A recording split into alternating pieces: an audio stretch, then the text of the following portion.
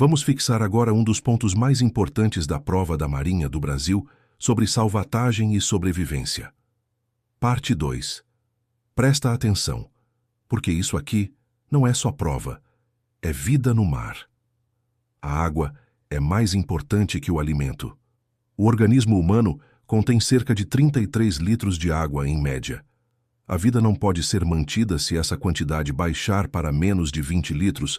A balsa classe 2 só é exigida em embarcações de esporte e recreio na navegação de alto mar, com qualquer comprimento. A classe de coletes que devo ter a bordo da minha embarcação está diretamente relacionada à área de navegação, onde minha embarcação se encontra navegando.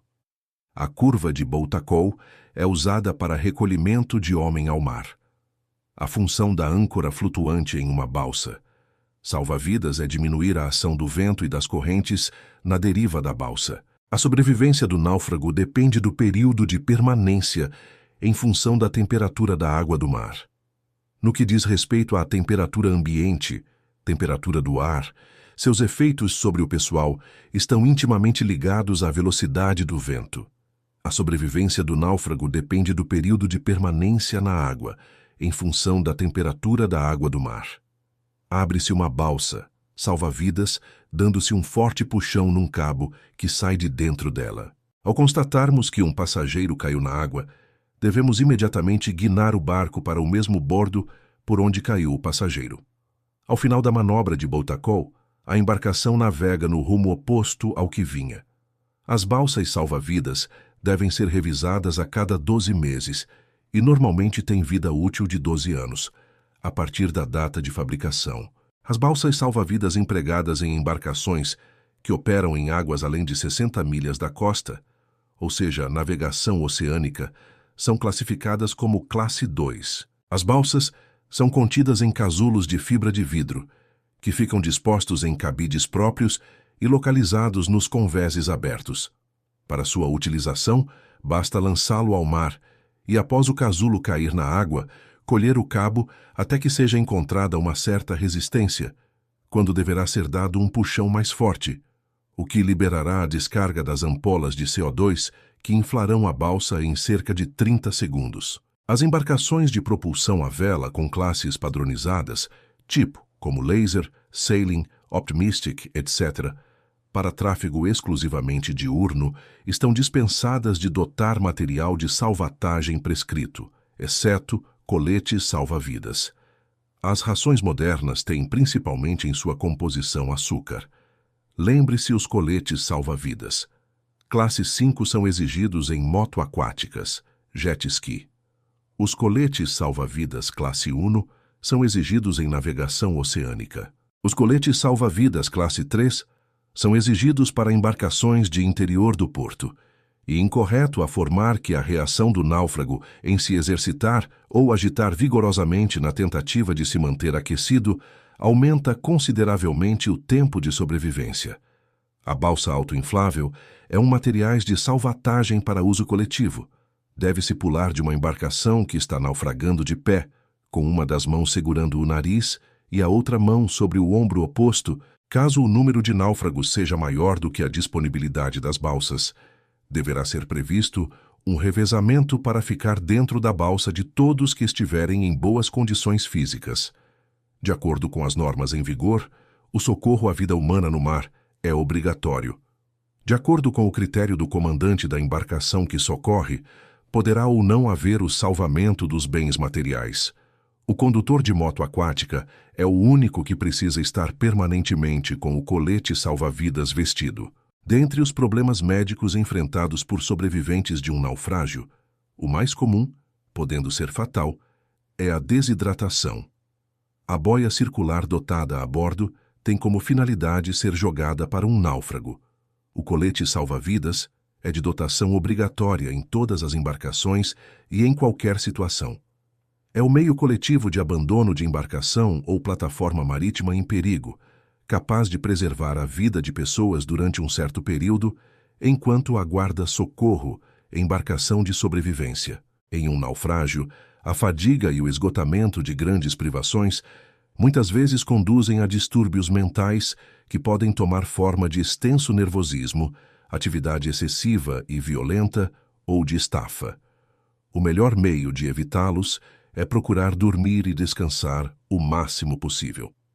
Em um naufrágio, a quantidade estipulada de água na Marinha Brasileira é de 500 mmHg por pessoa. Em um naufrágio, as condições adversas e a limitação de recursos de toda espécie exigem cuidados especiais com a saúde. É necessário economizar energia, não fazer esforços e não falar desnecessariamente. Porém, é conveniente movimentar-se com regularidade, a fim de manter a circulação sanguínea em um naufrágio, estando na balsa salva-vidas quando ameaçado por tubarão, caso o ataque seja iminente. O que fazer procurar atingir o tubarão com algum objeto pontiagudo ou remo no focinho, olhos, guelras ou ventre. Estando um náufrago numa balsa durante o dia, ao avistar um avião à sua procura, dentre as opções abaixo, qual ele deverá utilizar preferencialmente dispositivo fumígeno. Logo após o rompimento do casulo onde é guardada a balsa salva-vidas, a mesma se infla, por intermédio de dispositivo automático de gás sob pressão. No que diz respeito ao uso do colete salva-vidas, é conveniente antes de iniciar uma viagem que se faça demonstração do uso do colete salva-vidas.